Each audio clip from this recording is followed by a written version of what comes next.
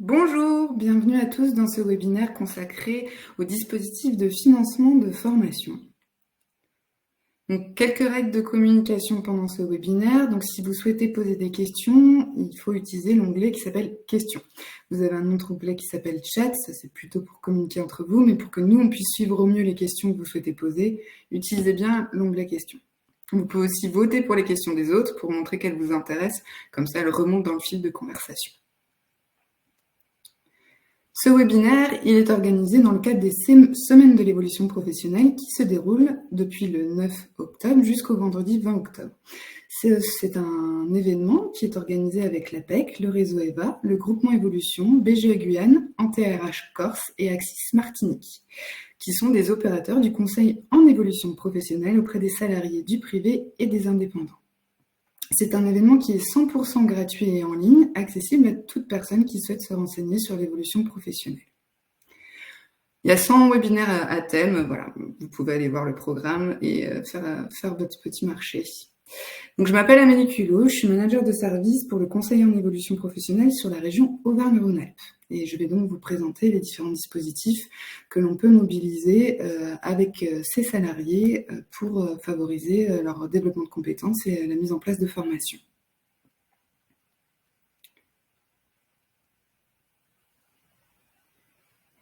Alors, on va les classer dans trois catégories, ces dispositifs de formation. Tout d'abord, les dispositifs qui sont à votre initiative, à votre main. Donc, on a ce qu'on appelle le plan de développement des compétences, avec l'interlocuteur qui est l'OPCO, la dotation volontaire ou les droits supplémentaires que vous pouvez verser sur le compte personnel de formation de vos salariés, et il y a également le FNE formation. Donc ça, ce sont des dispositifs que vous pouvez décider de mettre en œuvre parce que vous avez un projet partagé avec votre salarié. Ensuite, il y a des dispositifs qui sont dans un accord commun, qui sont noués par un contrat de travail ou un avenant au contrat de travail. Donc, il y a le contrat de professionnalisation et contrat d'apprentissage, qui sont des dispositifs de l'alternance, qui sont aussi gérés par l'OPCO, et le dispositif PROA, qui est un dispositif plus récent, dont on reviendra plus en détail tout à l'heure. Il y a également le dispositif transition collective, pour lequel l'interlocuteur est Transition Pro. Là, il y a un cadre bien spécifique sur lequel on va revenir également. Et la troisième catégorie, ce sont les dispositifs qui sont plutôt à l'initiative du salarié, donc comme le compte personnel de formation, qui est géré par la CDC, la Caisse de dépôt et des consignations, le PTP, le projet de transition professionnelle, le dispositif d'émission reconversion ou dispositif démissionnaire, ainsi que le certificat CLEA. Donc ça, ce sont des dispositifs pour lesquels vous pouvez avoir pour interlocuteur Transition Pro. On parle aussi de prestations qui sont inscrites dans la loi comme des actions de formation, mais qui sont plutôt des prestations d'accompagnement, comme le bilan de compétences et la VAE, l'accompagnement VAE. Et puis, il y a également notre service, le service de conseil en évolution professionnelle, qui est un service gratuit sur lequel je reviendrai aussi plus en détail à la fin de cette présentation.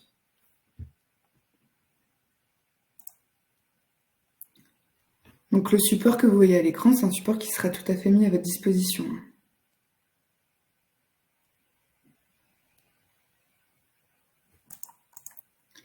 Alors, pour revenir sur les dispositifs qui sont à l'initiative de l'employeur. Donc, on a parlé du plan de développement des compétences. Donc, il est très souvent en lien avec les OPCO, les OPCO auprès desquels on cotise pour pouvoir gérer le plan de développement des compétences, notamment pour les entreprises de moins de 50 salariés. Pour les entreprises de plus de 50 salariés, c'est elles qui doivent gérer leur propre plan de développement de compétences, sauf si elles décident de le confier et de financer à travers l'OPCO. Donc, leur rôle principal, c'est le financement de l'alternance et du plan de développement des compétences pour les entreprises de moins de 50 salariés. C'est aussi d'accompagner les TPE et les PME dans leur parcours de développement de compétences, donc de pouvoir accompagner les entreprises dans l'analyse des besoins, la définition des parcours, pour accompagner les mutations et faire que les compétences de leurs salariés restent toujours en adéquation avec le besoin de l'entreprise et du marché sur lequel elle se positionne. Et elles ont également un rôle de conseil auprès des entreprises et des branches professionnelles pour aider à bien construire les référentiels de certification professionnelle pour qu'ils collent toujours au plus près de la réalité du terrain, mais aussi aider les employeurs à construire leur gestion des emplois et des parcours professionnels et à déterminer les niveaux de prise en charge pour les contrats d'apprentissage et contrats de professionnalisation, puisque ça, ce sont des financements qui peuvent être en mouvement, notamment aussi avec les choix de France Compétences qui peuvent être faits dans la répartition des financements auprès des acteurs de la formation et de l'emploi.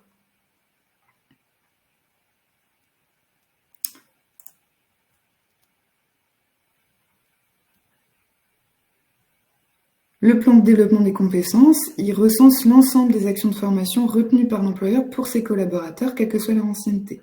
Donc l'objectif, c'est quand même d'identifier les formations pour lesquelles il pourrait y avoir un intérêt que le salarié se forme de manière à ce que ça puisse contribuer aussi au bon fonctionnement et au déploiement de l'entreprise. Donc ça concerne des actions de formation dites obligatoires. Les actions de formation dites obligatoires sont les formations qui conditionnent l'exercice du métier. Par exemple, si je suis cariste, il est nécessaire que je dispose d'habilitation pour pouvoir manipuler les engins. Et donc, je dois faire régulièrement des recyclages. Donc ça, c'est des formations dites obligatoires à l'exercice du métier. C'est un exemple parmi d'autres. Et dans le plan de développement des compétences, eh bien, il y a aussi des actions de formation non obligatoires, soit qui vont permettre de développer des compétences nécessaires, utiles, ou qui vont graviter ou permettre à la personne d'exercer une polyvalence. Et puis ça peut être aussi des formations comme le bilan de compétences, l'accompagnement VAE, ou des formations qui visent aussi pour que les salariés maintiennent leur employabilité. Donc ça peut être des formations aussi pour lutter contre l'illettrisme. Si on se rend compte qu'on a des salariés qui ont une maîtrise de la langue française, lire, écrire, compter, qui est parfois insuffisante et qui peut les gêner aussi bien dans leur poste de travail que dans leur vie de tous les jours, il peut y avoir des formations aussi qui peuvent être mises en place dans ce cadre-là. Il y a aussi le certificat CLEA.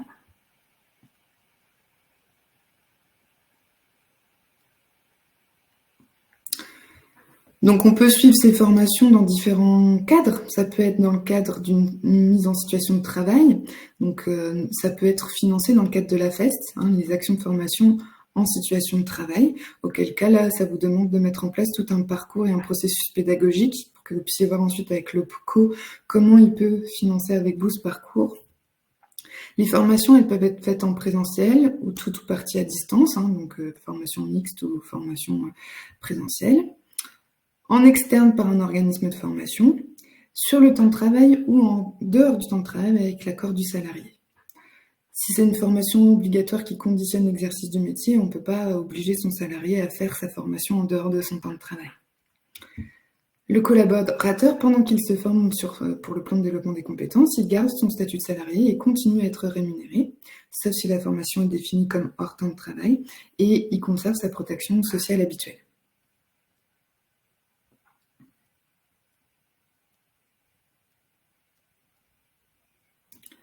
Les entreprises de moins de 50 salariés peuvent bénéficier d'un financement de ce plan de développement des compétences par l'OPCO.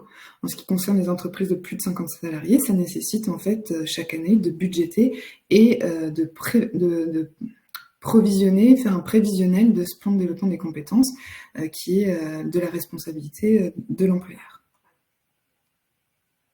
Enfin, c'est toujours de la responsabilité de l'employeur. Simplement, pour les moins de 50 salariés, le financement va venir de l'OPCO, alors que pour les plus de 50, ça nécessite d'être budgété.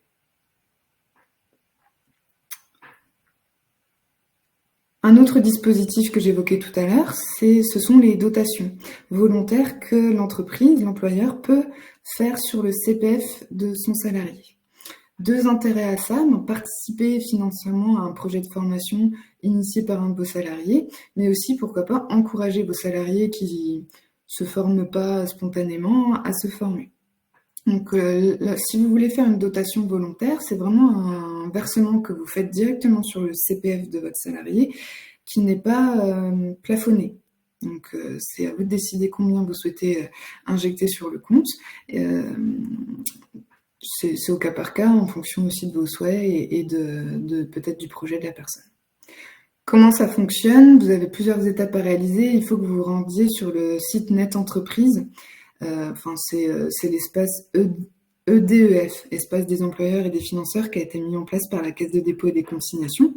Donc c'est vraiment l'espace du CPF pour les employeurs. Et à travers cet espace, vous pouvez cliquer sur attribuer une dotation. Et ici, vous allez pouvoir renseigner le montant que vous souhaitez attribuer et faire un versement type virement bancaire pour pouvoir créditer en fait directement le compte de votre salarié. Donc lui, il va voir apparaître les euros directement dans son CPF.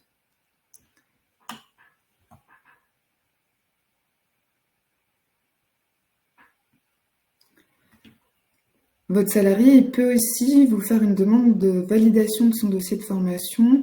En fait, la dotation volontaire, elle n'est pas conditionnée à un projet de formation. C'est-à-dire que vous pouvez décider d'ajouter de l'argent sur le compte d'un salarié sans forcément qu'il ait un projet précis.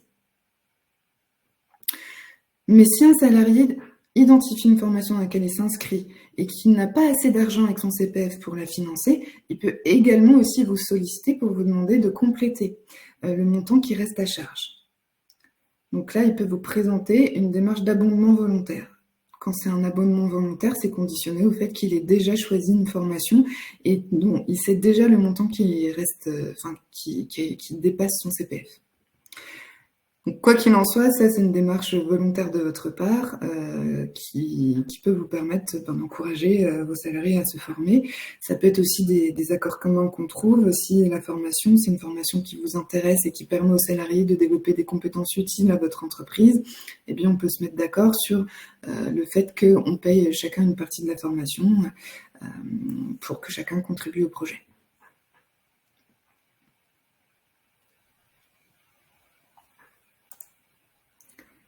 Donc là, l'interlocuteur qui gère cette plateforme, c'est la Caisse des dépôts et des consignations, que ce soit pour l'espace salarié ou l'espace employeur.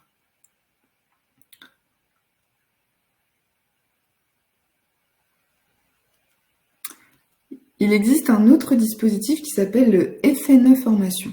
Alors le FNE, il a été pas mal en mouvement ces dernières années parce que à la base, le FNE, c'est le Fonds national pour l'emploi. C'est un dispositif qui avait été conçu par l'État pour financer la formation des salariés les plus fragilisés, c'est-à-dire les salariés qui ont des métiers fragilisés au regard du contexte économique ou des mutations. Et les salariés qui sont faiblement diplômés. Et puis avec la crise sanitaire, le FNE il a été élargi et pendant plusieurs années, on a pu s'en servir pour financer tout type de formation auprès de tout type de public. Et là, depuis quelques temps, le cadre du FNE a encore changé. Aujourd'hui, le FNE Formation, il permet d'accompagner les entreprises face aux mutations économiques et il est fléché sur 3 grandes thématiques: la transition écologique, la transition alimentaire, la transition numérique. Le but, c'est de maintenir dans l'emploi les personnes en permettant aux entreprises d'obtenir de l'argent supplémentaire pour former leurs salariés et qu'ils puissent du coup développer leurs compétences en fonction des besoins de l'entreprise et soit des nouveaux métiers qui se créent, soit aussi du nouveau matériel, des nouveaux logiciels, etc. Ça s'adresse à tous les salariés sauf les alternants ou les salariés qui sont déjà notifiés, qui vont bientôt quitter leur emploi, pour lesquels il y a une rupture de contrat, ou les salariés qui sont appliqués à quitter l'entreprise dans le cadre d'un plan de sauvegarde de l'emploi ou d'une rupture conventionnelle collective.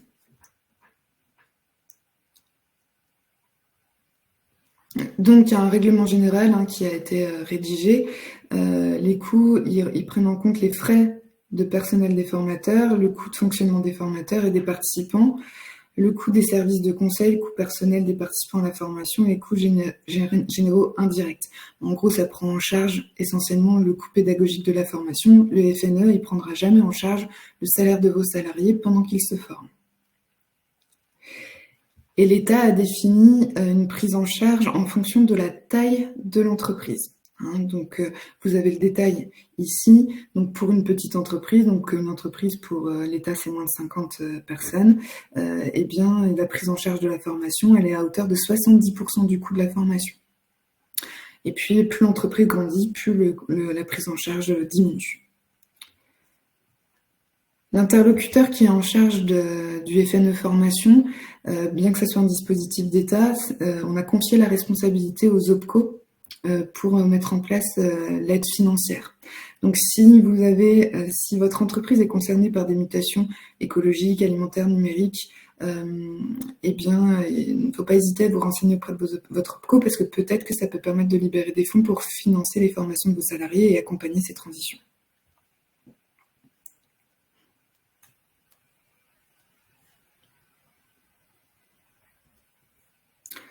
Je regarde quand même rapidement si vous avez des questions.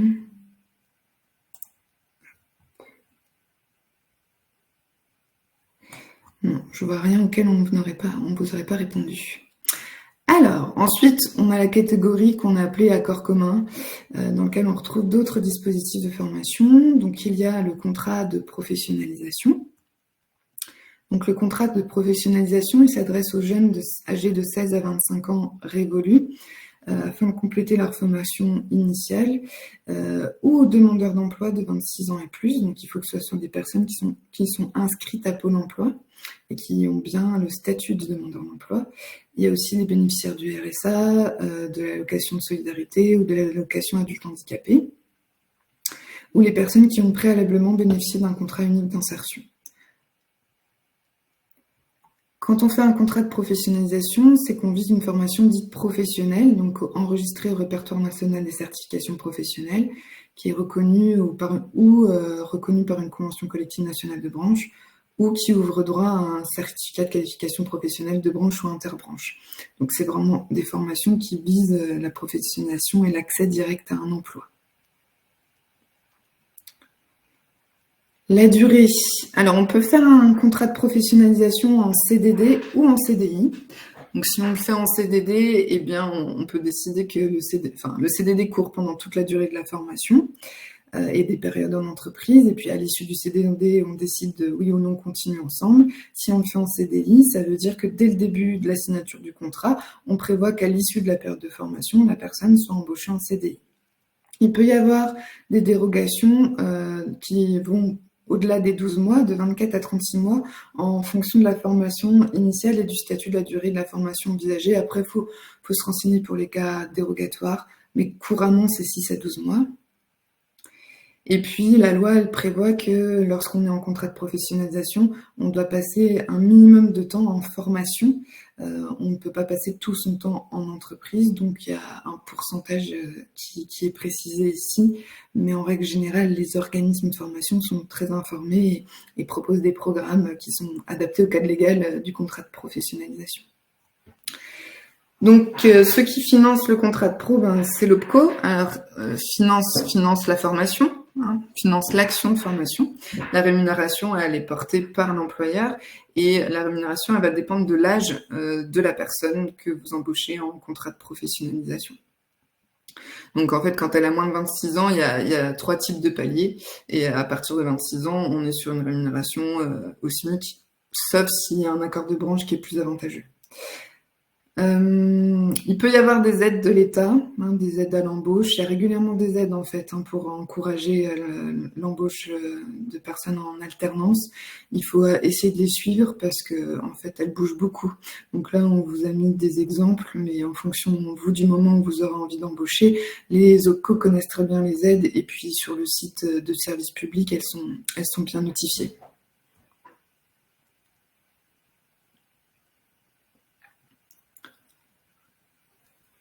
Le contrat d'apprentissage, donc là, on est sur un public de 16 à 29 ans, révolu. Il peut y avoir des dérogations d'âge pour dépasser les 29 ans. Donc, par exemple, une personne qui est travailleur handicapé, la condition d'âge, elle saute. Pareil, quelqu'un qui aurait besoin de se former, d'acquérir un diplôme parce qu'il va créer son entreprise et qu'il a besoin du coup de se qualifier dans ce domaine-là, il n'y a plus de condition d'âge et pour les sportifs de haut niveau non plus. Là, on va aussi bien cibler des titres enregistrés au RNCP comme c'était le cas pour le contrat de professionnalisation à l'instant, mais on va également viser des diplômes de l'enseignement supérieur ou de l'enseignement secondaire, ce qui n'est pas le cas pour les contrats de professionnalisation. Donc ça dépend aussi du parcours de formation que la personne a besoin de suivre. On ne va pas forcément choisir le même contrat d'alternance.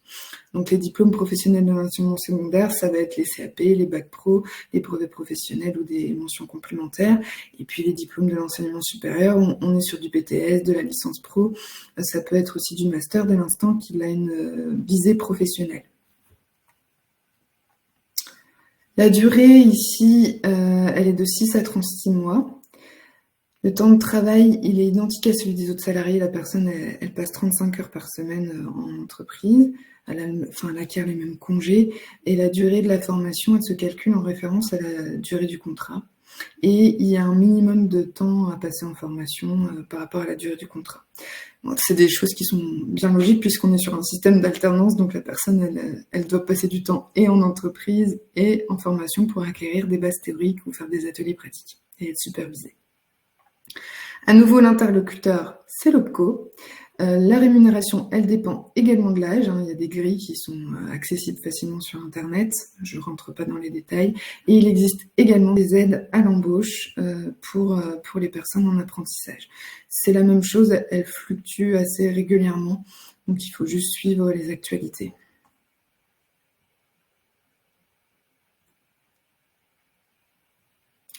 Donc, l'interlocuteur, c'est bien l'OPCO, comme je le disais.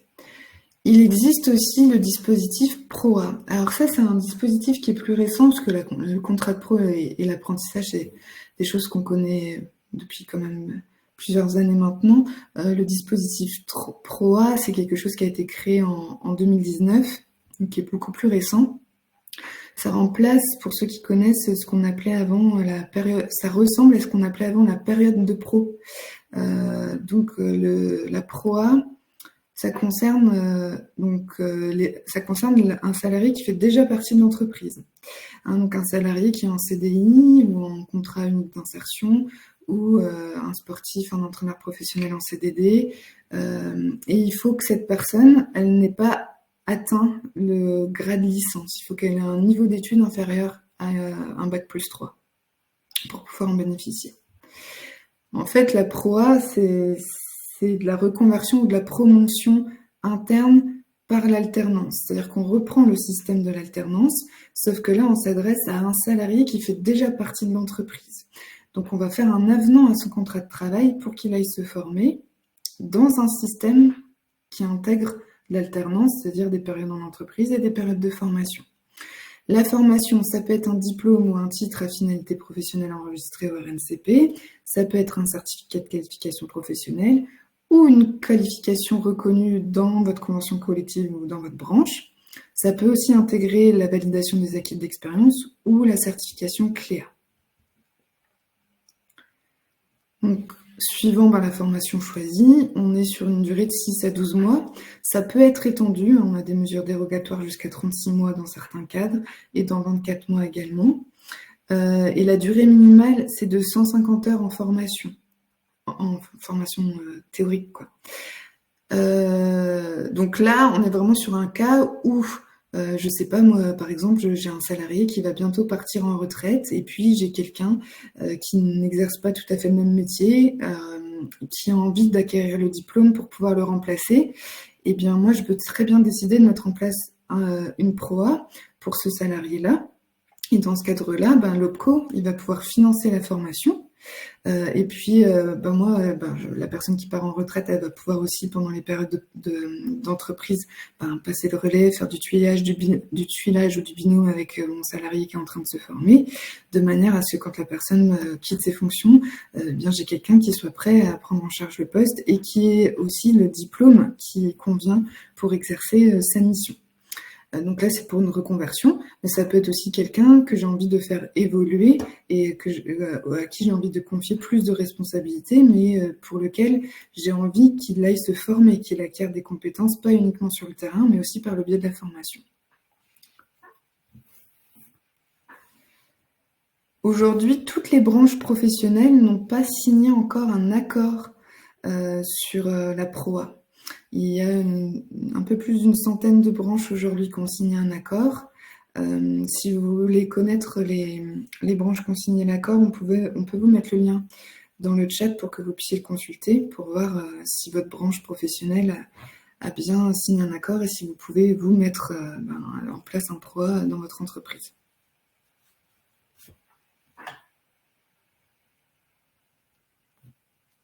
Pour celles qui n'ont pas signé l'accord, les OPCO qui sont en charge de financer ne peuvent pas débloquer les fonds. Donc pas de PROA possible pour l'instant. Il existe aussi le dispositif qui s'appelle Transition collective ou Transco. Donc ça, c'est un dispositif qui est encore plus récent puisqu'il a été créé en janvier 2021. Il a été co-construit avec les partenaires sociaux avec deux volets. D'une part, la transition collective et d'autre part, le Transco avec le congé mobilité. Le but principal de Transco, c'est de permettre aux employeurs d'anticiper les mutations économiques dans leur secteur et d'accompagner les salariés vers une reconversion sereine, puisque clairement, là, on est dans des entreprises dont on sait qu'on ne va pas pouvoir maintenir l'emploi de tout ou partie des salariés. Donc, si l'entreprise elle a des mutations, qu'elles soient structurelles, conjoncturelles, réglementaires, environnementales ou digitales, enfin bref, qu'elle est impactée par une mutation qui met en danger un certain nombre d'emplois au sein de son entreprise, eh bien, elle peut se renseigner sur la possibilité de mettre en place une transition collective. On parle de transition collective parce que, eh bien, en général, ça concerne plusieurs métiers, fonctions ou postes au sein de l'entreprise. Les salariés qui peuvent être concernés par ce dispositif, ce sont les salariés qui sont donc identifiés par un métier en évolution, en mutation ou qui est fragilisé. Il faut qu'ils soient en CDI, en CDD ou en contrat de travail temporaire de plus de 6 mois. Pour le transco dit de congé mobilité, là, ce sont les salariés les personnes qui sont identifiées à travers une rupture conventionnelle collective ou un GEPP comme ayant un emploi menacé. Et là, ce sont uniquement les personnes en CDI. Le salarié, il peut refuser de rentrer dans le dispositif de transition collective. En tout cas, on peut lui proposer. Et si le salarié, donc là, ça va être chaque salarié individuellement qui va être accompagné pour mettre en place son propre projet de formation, mais dans le cadre du coup de ce dispositif qui a une approche collective dans le sens où en général ça concerne plusieurs personnes dans l'entreprise. Donc le but c'est qu'ils puissent faire une formation certifiante, donc soit enregistré au répertoire national des certifications professionnelles, soit enregistré au RS, répertoire spécifique. Il peut faire un ou plusieurs blocs de la certification. Il peut également mettre en place une VAE. La formation peut aller jusqu'à 24 mois ou 2400 heures si elle est à temps partiel étalée sur plus longtemps. Et il faut qu'elle vise un métier qui est porteur localement, puisque la philosophie de Transco, c'est « je permets à un salarié dont l'emploi est menacé pour différentes raisons de se former pour aller vers un métier porteur d'emploi ». Sinon, vous pensez bien que les financements mobilisés auraient beaucoup moins de sens. Là, l'interlocuteur, c'est Transition Pro de votre région. Et ils peuvent prendre en charge le coût pédagogique ainsi que la rémunération. Après, il y a des plafonds et des choses qui sont mises en place selon la taille de l'entreprise. Là, on n'entre pas dans les détails, mais si un jour vous êtes concerné, vous pourrez évidemment trouver tous les détails sur le site de Transition Pro et prendre contact avec Transition Pro.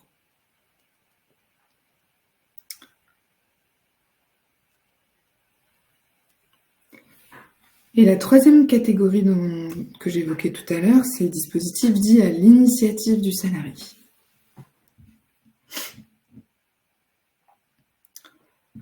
Donc, il existe le compte personnel de formation.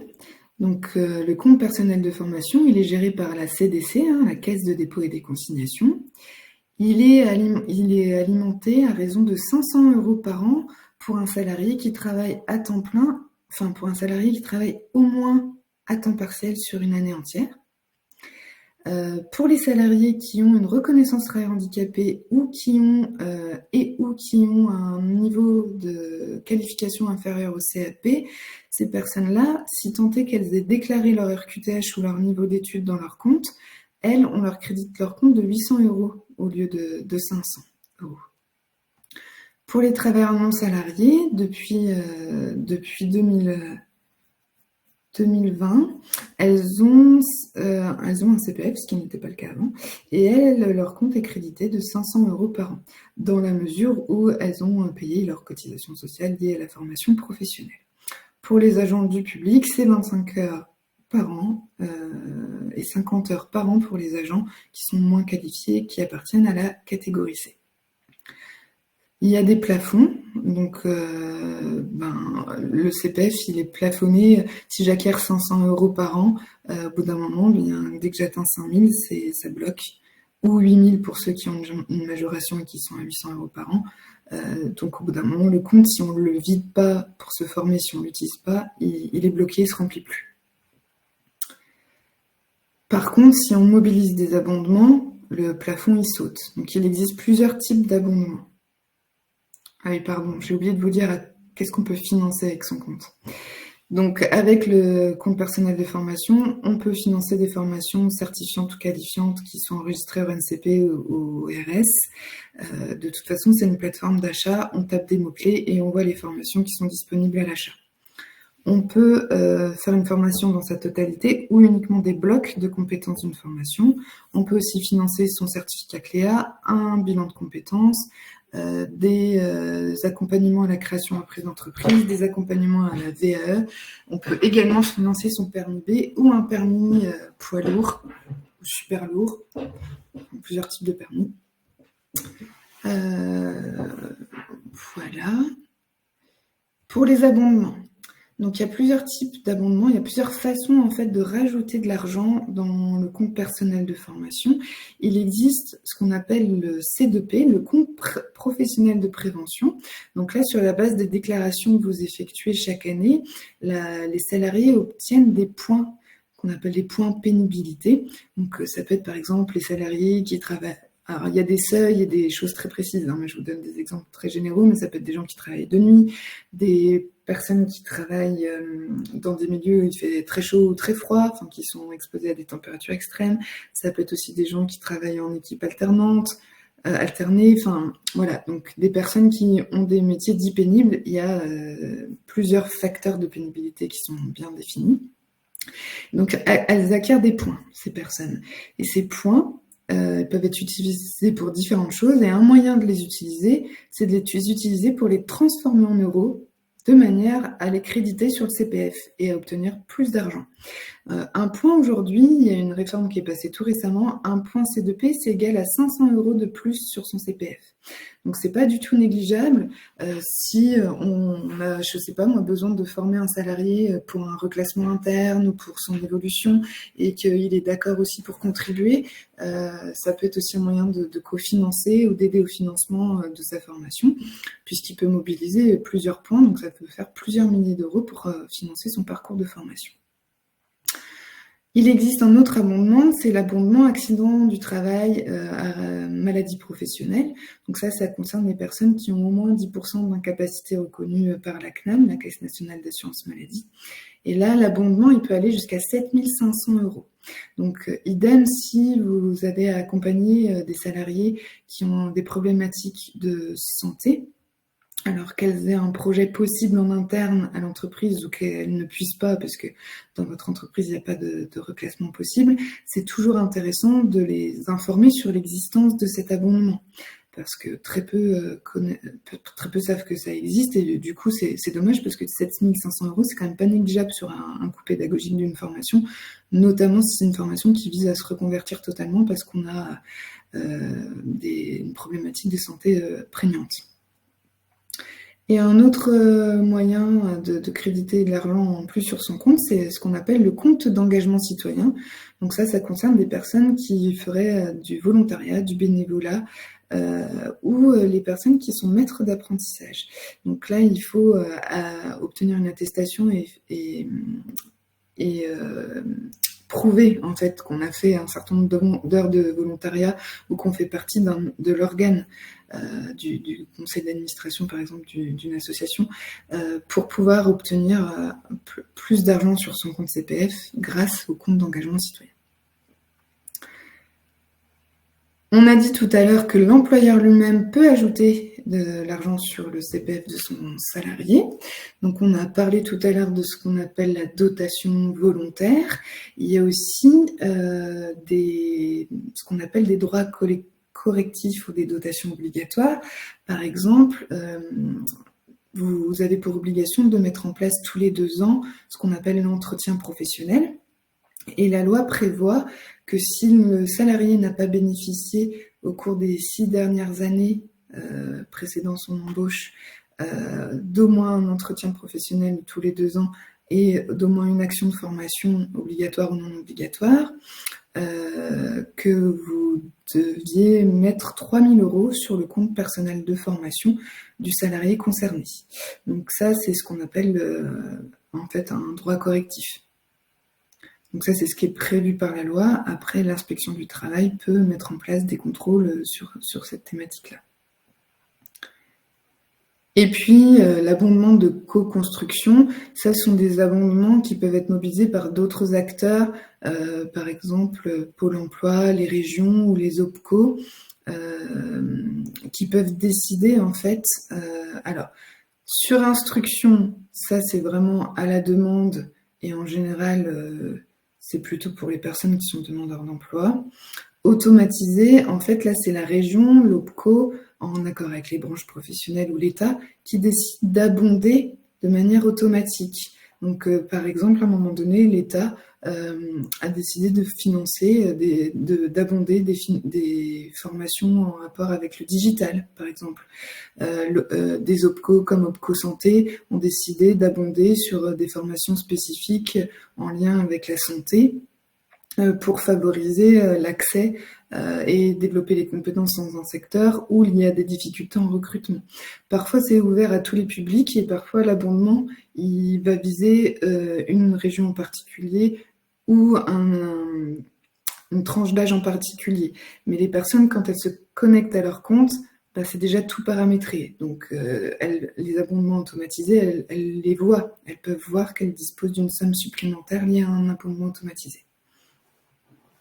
Après, c'est aléatoire d'une région à l'autre. Hein, donc, peut-être que vous avez peut-être déjà rencontré ça sur votre territoire et pas sur certains. L'interlocuteur, bah, comme on parle du compte personnel de formation, c'est la CDC de manière générale, notamment si vous voulez abonder et ou si la personne veut mobiliser des abondements qui sont à sa main, hein, comme le C2P ou l'abondement ATMP. L'interlocuteur, c'est la CDC. Et pour de toute façon les abondements automatisés, ben, en général, la région, les OPCO et l'État, ils ont vu directement avec la CDC pour que l'argent apparaisse directement dans les comptes.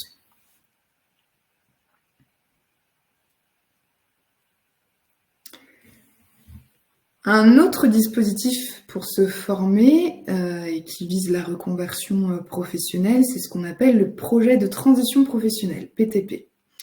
Il concerne les salariés en CDI, mais également les salariés en CDD, les intermittents et les intérimaires. Après, sous certaines conditions, on ne rentre pas dans les détails parce que ça peut être très vite fastidieux. Le but, c'est qu'on ait une vision globale des publics qui peuvent mobiliser ce type de dispositif. Il faut que ça soit une formation qui vise un changement de métier ou de profession, hein, donc on parle bien de reconversion professionnelle. Et la formation, elle doit être certifiante, elle doit être éligible au CPF sans enregistrer sur le CPF et surtout, elle doit être inscrite au répertoire national des certifications professionnelles ou au répertoire spécifique. Pourquoi elle doit être enregistrée au CPF et éligible au CPF ? Parce qu'en fait, le PTP, c'est une modalité de mobilisation particulière du CPF. Quand un salarié mobilise le PTP, s'il y a financement, il y a ponction du solde de son CPF. La formation peut être réalisée sur le temps de travail ou en dehors du temps de travail. Et si c'est il y a 3 parties prenantes, le salarié lui-même, l'organisme de formation, et si c'est sur le temps de travail, l'employeur. Si c'est en dehors du temps de travail, le salarié peut mobiliser le PTP de manière tout à fait libre en dehors de son temps de travail sans avoir à vous consulter. Par contre, dès lors qu'il va devoir s'absenter de son travail pour se former, évidemment, il doit prendre contact avec vous et faire des démarches légales pour demander une autorisation d'absence. Transition pro peut prendre en charge les frais pédagogiques de la formation. Ailleurs, il y a toujours des plafonds, hein, mais prend en charge les frais pédagogiques. Prend en charge si la formation est faite sur le temps de travail. Je vais un peu trop vite. Le financement de la formation. Donc les frais pédagogiques, les frais annexes. Ça dépend en fait de l'éloignement entre le domicile et le lieu de formation. Donc ça peut être des frais de logement, frais de déplacement, frais de nourriture. Et il peut prendre en charge aussi les périodes ce qu'ils appellent les périodes d'application d'entreprise, les périodes de stage, si elles sont réalisées en dehors de l'entreprise où la personne travaille, ce qui est le cas de la plupart du temps. Hein. Et Transition Pro peut prendre en charge la rémunération pendant la formation, si la formation est réalisée sur le temps de travail. Donc là, c'est pareil, à nouveau, il y a des plafonds de financement, mais elle prend en charge le salaire chargé du salarié. Ça veut dire que dans la plupart des cas, le salarié s'absente pour suivre sa formation, il continue à être dans les effectifs de votre entreprise, vous continuez à lui verser son salaire habituel et Transition Pro vous le rembourse, techniquement. Le PTP, c'est ce qu'on appelle un droit opposable à l'employeur, puisque, en fait, si les démarches légales sont bien respectées en termes de demande, vous ne pouvez pas refuser que le salarié mobilise son PTP, vous pouvez uniquement repousser sa date de départ en formation de 9 mois maximum, et il y a des cas légaux qui sont prévus pour motiver le refus.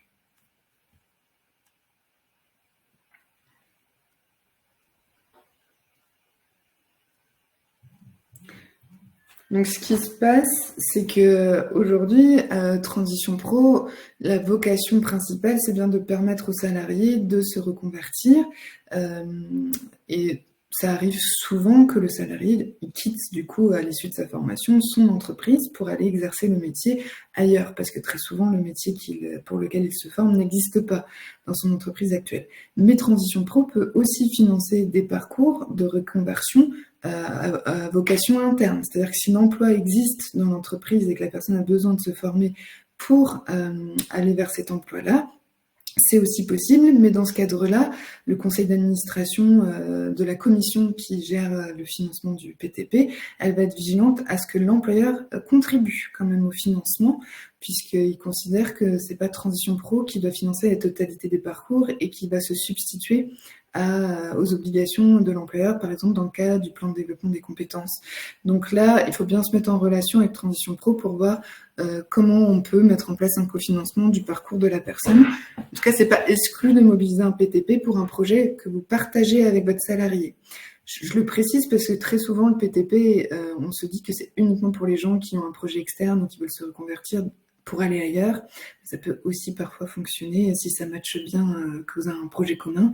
Ça peut aussi, pour vous, être un moyen de cofinancer le parcours pour votre salarié. Il y a juste des conditions pour que ça puisse se faire. Donc l'interlocuteur, c'est le Transition Pro de votre région.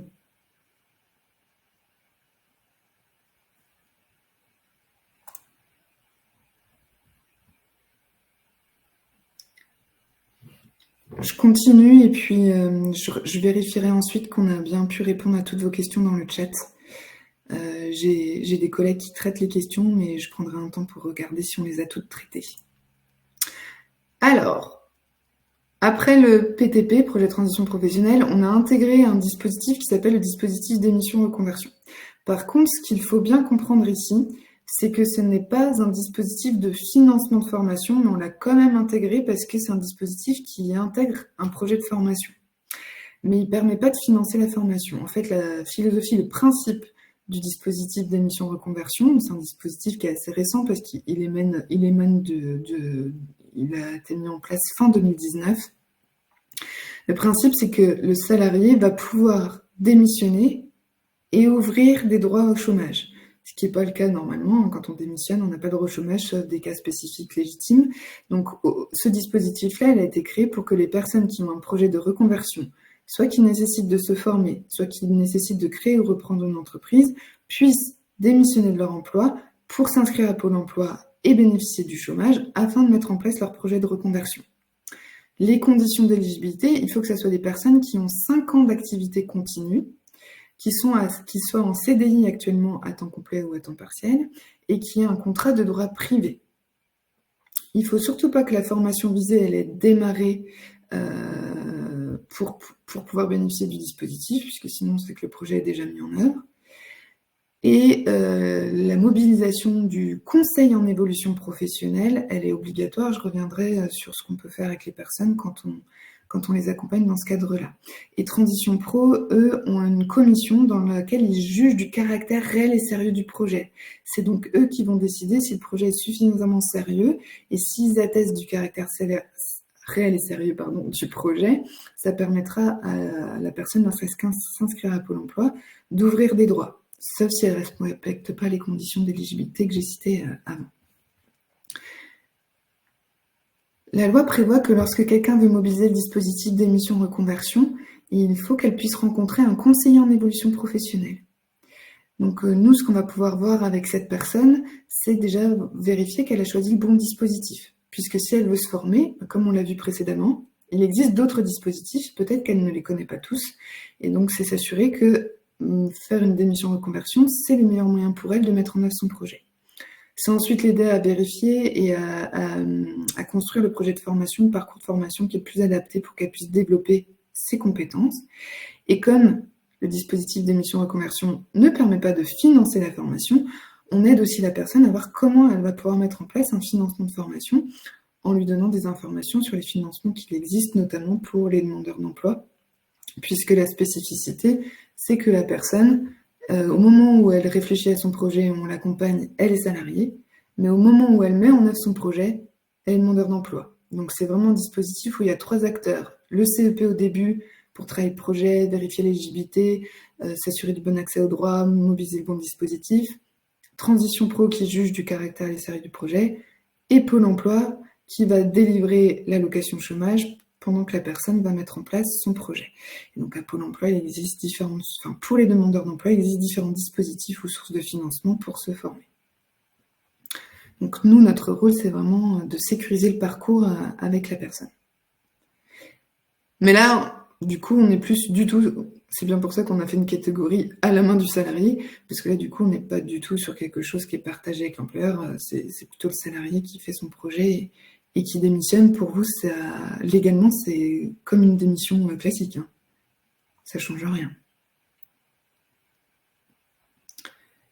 Et puis un autre dispositif qui existe, alors c'est une action de formation au sens de la loi, mais là c'est différent parce que les personnes ne vont pas aller en formation. Le principe de la VAE, c'est qu'au lieu d'aller suivre une formation avec des modules théoriques et pratiques, et afin de passer un examen pour obtenir une certification, et bien là, elles vont s'appuyer sur leur expérience pour passer ensuite devant un jury d'évaluation afin d'obtenir la certification. Donc, la finalité, c'est bien d'obtenir une certification qui est reconnue au même titre qu'on l'ait acquis par la formation ou qu'on l'ait acquis par l'expérience, mais la personne ne va pas aller dans un organisme de formation pour se former. Pour la VAE, il y a une réforme assez récente, donc j'ai décidé de vous présenter un petit peu les deux systèmes qui coexistent actuellement. C'est-à-dire qu'il y a le système habituel, c'est-à-dire que la VAE, ça concerne toute personne qui est engagée dans la vie active. Il n'y a pas de critères vraiment spécifiques pour les publics. Par contre, dans le système habituel, on a une condition pour pouvoir se positionner sur une VAE qui est d'avoir au moins 1 an d'expérience en rapport avec la certification visée. Depuis le 1er juillet 2023, il y a un autre dispositif qui a été mis en œuvre qui s'appelle France VAE. Pour l'instant, on est dans une phase de préfiguration, une phase bêta, c'est-à-dire que l'État, en fait, est en train de créer une plateforme qui sera la clé d'entrée et qui sera le moyen de centraliser tous les parcours VAE de toutes les certifications en France. Mais comme on est dans la phase de préfiguration et dans la phase de transition, pour l'instant, sur France VAE depuis juillet 2023, il n'y a que 200 certifications. Des certifications en métallurgie, grande distribution, santé sociale et sport. Il existe à peu près 5000 certifications en France. Donc pour l'instant, la plupart des certifications éligibles à la VAE restent dans le système habituel, c'est-à-dire pour toute personne engagée dans la vie active qui a au moins 1 an d'expérience en rapport avec la certification visée. Pour les 200 certifications qui sont sur France VAE, la réforme de la loi sur la liberté de choisir son avenir professionnel, elle met en place déjà de faire sauter la condition d'expérience. Donc, si la personne elle veut obtenir une certification sur France VAE, elle n'a plus besoin d'avoir 1 an. Il faut qu'elle soit capable de démontrer que son expérience lui a permis d'acquérir les compétences de la certification. Mais on ne comptabilise plus en années d'expérience. Donc ça, c'est la différence. Pour l'instant, c'est que pour certaines certifications, il faut encore avoir 1 an et pas pour d'autres. Pour les 200 certifications qui sont sur France VAE, le financement, il va émaner du système de financement qui a été créé sur France VAE, c'est-à-dire que via la plateforme, la personne va pouvoir se voir financer tout son parcours VAE. Alors que dans le système habituel actuel, quand on veut mettre en place une VAE et qu'on veut se faire accompagner dans cette démarche, il faut aller chercher du financement. Donc très souvent, c'est le compte personnel de formation, un handicap qu'on pouvait financer un parcours VAE, ça peut être le plan de développement des compétences si c'est un projet partagé avec l'employeur. Transition Pro finance aussi la VAE. Et on a vu tout à l'heure que ça pouvait rentrer aussi dans les actions de PROA. Dans le système habituel de la VAE, eh bien, on peut rencontrer un conseiller en évolution professionnelle ou un point relais conseil VAE qui va nous permettre de comprendre ce que c'est la VAE et aussi d'identifier la bonne certification, puis ensuite de trouver le prestataire qui va pouvoir nous accompagner et d'identifier le financement. Alors que pour France VAE, dès l'instant qu'on a trouvé la certification, ça peut être aussi le PRC ou le CEP qui accompagne le salarié pour trouver la bonne certification, mais une fois qu'elle est identifiée, on va s'inscrire sur France VAE et là on est mis en relation avec un architecte accompagnateur de parcours qui va construire tout le parcours de la personne en fonction de ses besoins de la certification et de son expérience et qui pourra mobiliser le financement via la plateforme France VAE. Donc, on a encore ces deux dispositifs qui coexistent. Donc, quand vous avez des salariés qui sont intéressés par la VAE, soit vous n'avez pas d'identifié de certification précise, auquel cas c'est mieux de les adresser à un conseiller en évolution professionnelle ou un point relais conseil sur votre région. Comme ça, nous, on les aidera à trouver la certification. Si par contre, vous avez un projet partagé, que c'est clair qu'il y a une certification qui correspond bien à son expérience, eh bien, il faut aller voir sur France VAE si cette certification, elle est présente ou pas. Si elle est présente, le salarié s'inscrit sur France VAE et prend contact avec un architecte de parcours. Si par contre, elle n'est pas présente sur France VAE, il vaut mieux que cette personne se fasse accompagner par un CEP ou un PRC pour l'aider à faire tout son parcours et à identifier un financement. Sauf si vous êtes très au clair avec ça et que vous pouvez l'accompagner dans son parcours, évidemment. Je sais qu'il y a des services RH qui sont bien structurés autour de la VAE et des parcours VAE. On a aussi évoqué la certification CLEA. Alors la certification CLEA, ça a pour but de valoriser des compétences de base. C'est une démarche qui peut être initiée par l'employeur. C'est quelque chose qui est très peu connu. Ça permet en fait de reconnaître 7 domaines de socle de connaissances et de compétences professionnelles de base. Donc souvent, ça permet aussi aux salariés d'être valorisés et pourquoi pas d'avoir envie ensuite d'aller dans la qualification professionnelle. Il existe aussi un CLEA digital, CLEA numérique, pardon. Donc ça, c'est plus pour reconnaître des compétences de base sur la manière d'utiliser le digital dans son travail. Et depuis quelques temps, il existe aussi un CLEA management. Et là, celui-ci, il reconnaît 3 ou 4 grands domaines de compétences en management. Donc, on ne vise pas tout à fait les mêmes publics. Le CLEA classique, c'est vraiment des compétences de base pour des salariés qui ne sont pas diplômés et pour lesquels ce serait intéressant d'aller acquérir de la certification des compétences de base. Le CLEA digital, il peut concerner plein de salariés qui ont envie de certifier leurs compétences dans l'utilisation de l'outil. Et le CLEA management, il va concerner des chefs d'équipe, des managers qui aimeraient faire reconnaître ces compétences-là, à savoir peut-être des personnes qui ont évolué en interne, mais qui n'ont pas dans leur formation de base des modules qui parlaient de management. Le certificateur, c'est Transition Pro. Après, pour se renseigner sur CLEA ou pour financer CLEA, on peut tout à fait, le conseiller en évolution professionnelle, accueillir le salarié pour l'informer. Ça fait beaucoup d'informations, je vois que le temps passe vite. Il existe aussi le bilan de compétences, donc ça c'est finançable à travers le CPF ou dans le cadre du plan de développement des compétences où les personnes peuvent le financer individuellement.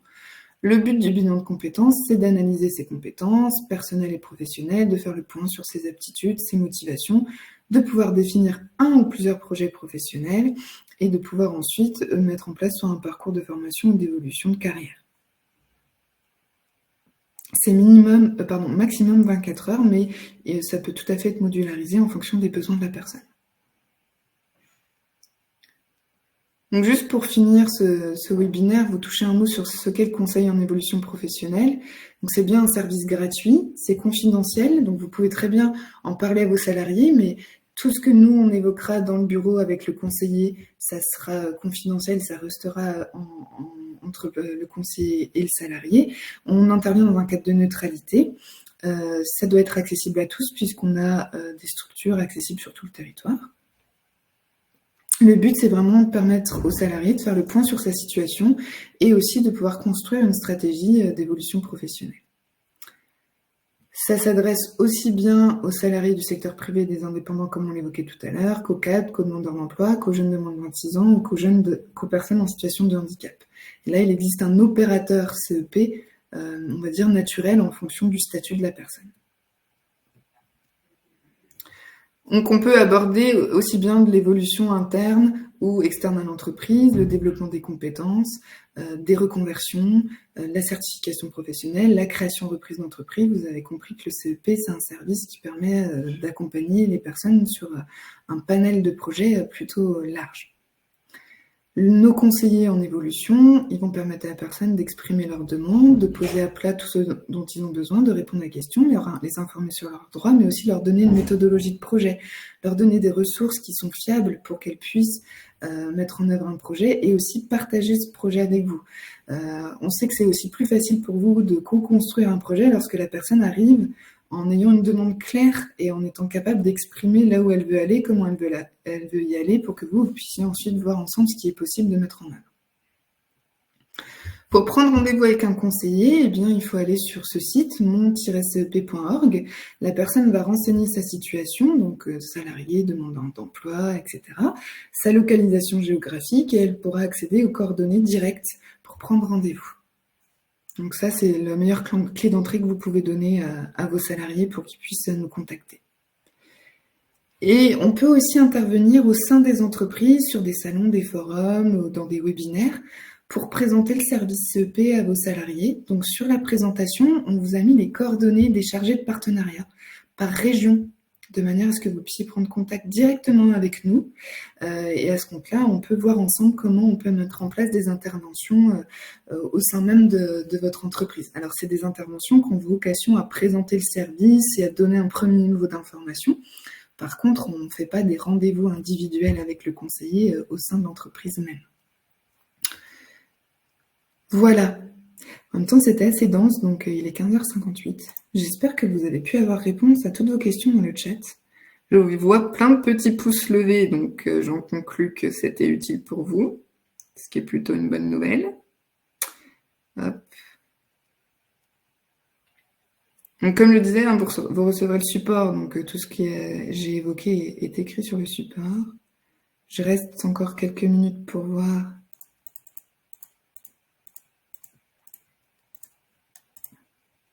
s'il y a des questions qui restent en suspens.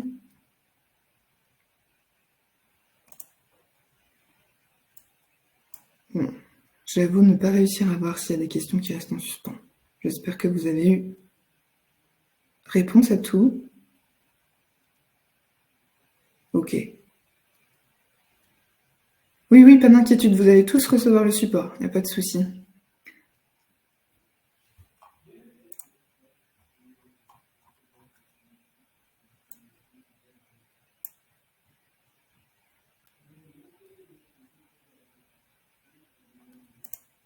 Bon, je reste encore une minute si vous avez besoin, si encore une dernière question. Non, a priori, pas de questions.